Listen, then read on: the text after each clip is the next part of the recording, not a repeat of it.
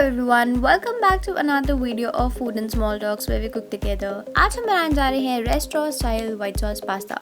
सो अगर आपको आज की रेसिपी अच्छी लगे then please like share and subscribe. Let's get down to business.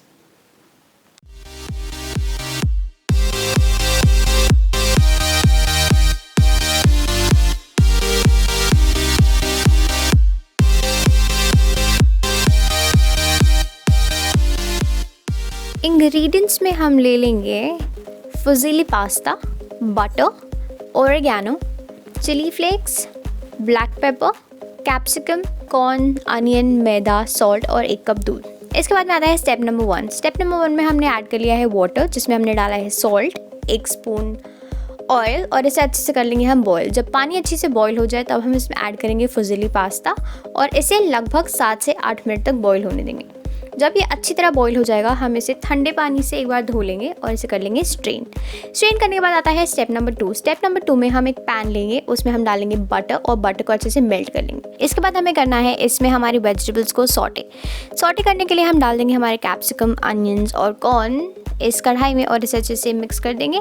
ध्यान रहे कि हमें इसे सॉटे करना है हाई फ्लेम पर ऑलवेज और इसे हमें सिर्फ कुक करना है 40 to 50%. जब हमें लगे कि हमारे वेजिटेबल्स 40 to 50% कुक हो चुके हैं तब हमें इसमें ऐड करना है ओरेगानो,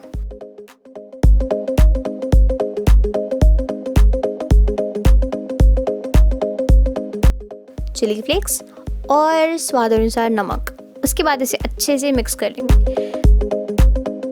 मिक्स करने के बाद में हमें इसे निकाल के रख देना है एक प्लेट में. Now come step number 3. Step number 3 में हमें लेना है वो सेम पैन जिसमें हमने वेजिटेबल सॉटे किए थे. इसमें हमें डालना है बटर. जैसे ही हमारा बटर मेल्ट हो जाता है हमें इसमें डालने हैं गार्लिक क्लोव्स. गार्लिक क्लोव्स डालना कम्प्लीटली ऑप्शनल है, मुझे पसंद है इसलिए मैं डालती हूँ. आप चाहे तो इसे स्किप भी कर सकते हैं.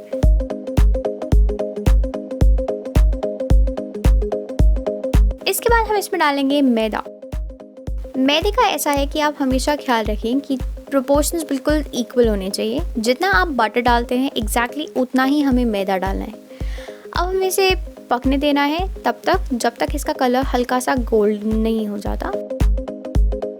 जैसे ही हमें लगे कि बटर और मैदे का कलर हल्का सा गोल्डन होने लगा है तब हम इसमें ऐड करेंगे दूध. दूध का हमेशा ख्याल रखें कि जब हम इसमें दूध ऐड करते हैं उस वक्त ये दूध बिल्कुल चिल्ड होना चाहिए. गरम दूध या रूम टेम्परेचर पे ये दूध नहीं होना चाहिए, एकदम चिल्ड दूध. थोड़ा थोड़ा करके हम इसमें दूध डालेंगे और इसे मिक्स कर देंगे. चिल्ड दूध डालने का ये फ़ायदा होता है कि उससे लम्स नहीं आते हैं. हमेशा ख्याल रखें कि हमें इस सॉस को लो से मीडियम फ्लेम पर ही पकाना है. अगर हम इसे हाई फ्लेम पे पकाएंगे तो जलने के चांसेस बढ़ जाते हैं. जैसे ही हमें लगे कि सॉस 3 से 4 मिनट पक गया है हम इसमें ऐड करेंगे सॉल्ट. सॉल्ट के बाद में मैंने डाला है इसमें 1 चुटकी शक्कर. आप चाहे तो इसे भी स्किप कर सकते हैं, अदरवाइज आप इसे डाल सकते हैं. इसके बाद हम इसमें डालेंगे ब्लैक पेपर, ओरेगानो और चिली फ्लेक्स. ये तीनों चीज़ें डालकर हम इसे अच्छे से मिक्स कर लेंगे.